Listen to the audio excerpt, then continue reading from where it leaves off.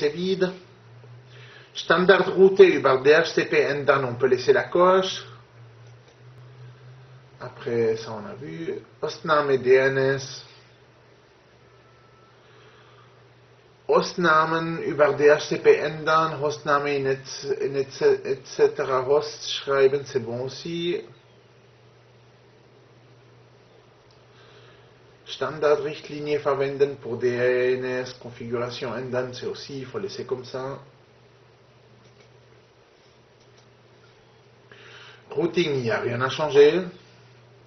IP Weiterleitung aktivieren, il faut laisser tel quel, il ne faut pas mettre de coche. Voilà, donc on peut faire OK. Et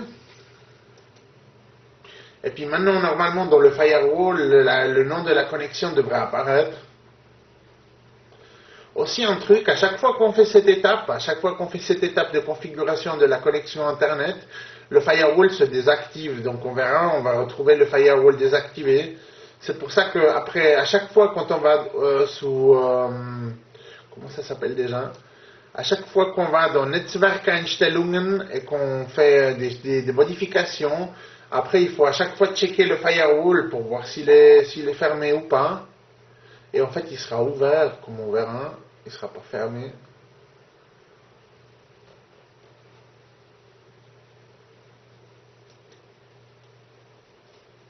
Alors on va fermer le firewall, l'ancien, celui qu'on a ouvert avant.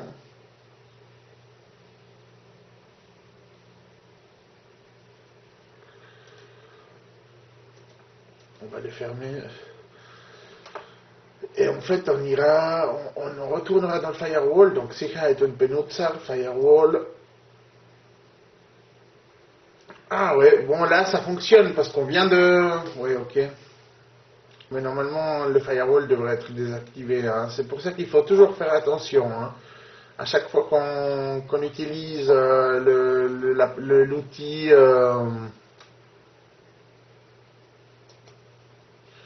À chaque fois qu'on utilise l'outil Netzwerkeinstellungen, il faut contrôler le firewall. C'est une règle d'or. Alors voilà, on va dans Schnittstellen, dans Firewall, et on regarde. Alors c'est marqué exactement comme on veut. Le nom de la connexion, VTH 6102, RHINE 2, ETH 0, Ethernet H0. Keine Zone zugewiesen, pas de zone assignée, ça veut dire qu'il n'y a aucune zone, ni la zone externe, ni la zone interne, ni la zone DMZ, donc Demilitarized Zone pour faire du serveur.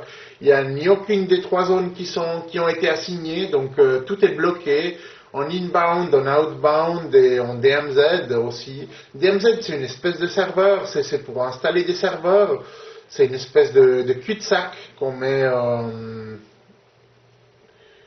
que les firewalls, ils ont une espèce de cul-de-sac dedans qui permet en fait à mettre deux serveurs dans ce cul-de-sac qui s'appelle DMZ, voilà. Et dans ce cul-de-sac, il y aura pas de firewall en fait, ce sera une zone ouverte en fait. Et il n'y aura pas de firewall au niveau du WAN, au niveau de Internet. Le Internet est appelé WAN aussi. Et par contre, ça sera protégé au niveau entre le demilitarized zone et puis la zone interne du firewall, la zone de l'ordinateur, ça sera fermé en fait. Donc c'est un espèce de cul-de-sac ouvert qui donne sur Internet. Et en fait, voilà. Ça, on n'a pas besoin, justement, alors DMZ, on n'a pas besoin, on n'a ni besoin d'assigner la zone interne ni la zone externe, donc on bloque tout en inbound et en outbound. Voilà. Alors, on voit les autres options qu'il y a dans le firewall, on va dans Erlaubte-Dienste, en haut à gauche. Erlaubte-Dienste für gewählte Zone. Ça c'est d'origine, c'est marqué externe zone, mais par contre c'est pas configuré, donc on peut laisser tel quel. Ça serait configuré au moment où on mettrait hinzufügen et on mettrait des règles, par exemple, on va le faire. Hinzufügen, COPS. Alors ça a mis COPS. Maintenant ça va mettre DHCP serveur, hinzufügen DHCP serveur. Salami par exemple. Et ça veut dire qu'en externe zone, il va y avoir COPS, DHCP serveurs qui vont être permis, qui vont être permis à la circulation internet en fait, qui seront ouverts. Mais nous on veut pas ça, donc on va fermer ça. On va faire Löschen, on sélectionne COPS, on va effacer COPS, on appuie Löschen. Ausgewählten Eintrag wirklich löschen. Voilà, entrée faite effacée, ouais, alors on dit oui. DHCP serveur, on va dire löschen aussi, effacer. Voilà, ça l'efface. Voilà, donc nous on veut rien marquer. On veut qu'il n'y ait pas de zone permise. On ne veut pas qu'il y ait de zone permise ni de règles permises. Donc il n'y a pas de règles permises. Tout est fermé, tout est bloqué comme ça. Masquerading, on va pas mettre, on va laisser comme ça.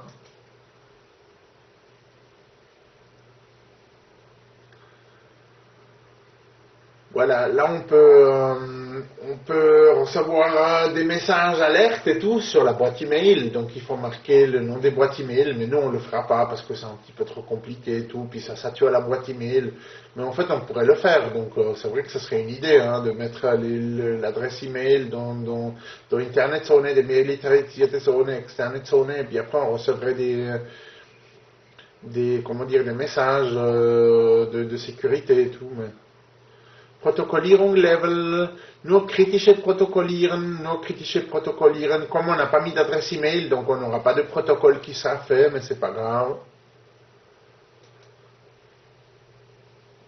Benutzer défini, parce qu'en fait, dès que le firewall il est fermé, normalement il est censé fonctionner, donc on s'en fout un peu des règles, donc, mais bon, c'est vrai qu'on aurait pu le faire.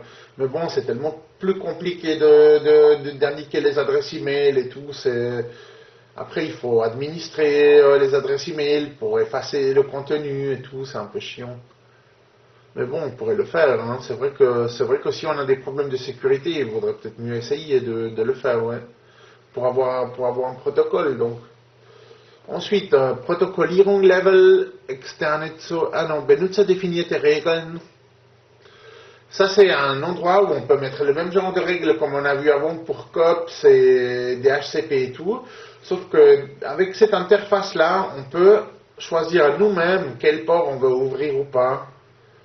Et en fait, quelles règles de port on veut ouvrir. Donc, c'est vrai que si on fait hinzufügen, on peut indiquer Quellnetzwerk. Quellnetzwerk, c'est quoi déjà?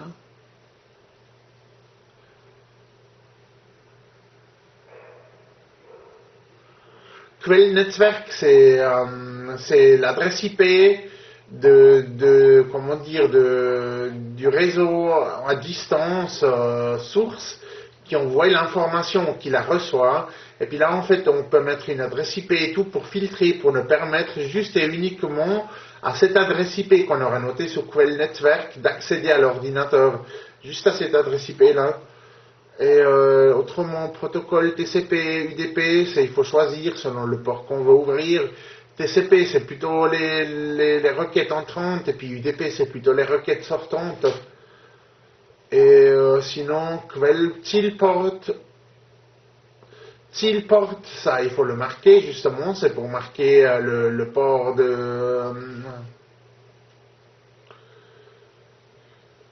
le port à distance qu'on veut atteindre, c'est Zielport, et puis le port Quellport, le port qui vient à notre ordinateur, en direction de notre ordinateur, c'est Quellport. Et puis ça, il faut les indiquer normalement. C'est pas juste optionnel comme c'est marqué entre parenthèses, mais il faut absolument le marquer.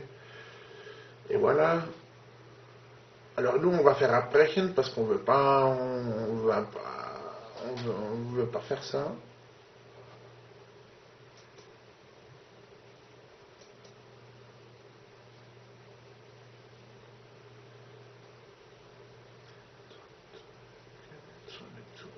Alors voilà, donc notre connexion elle est bonne. VTH 6102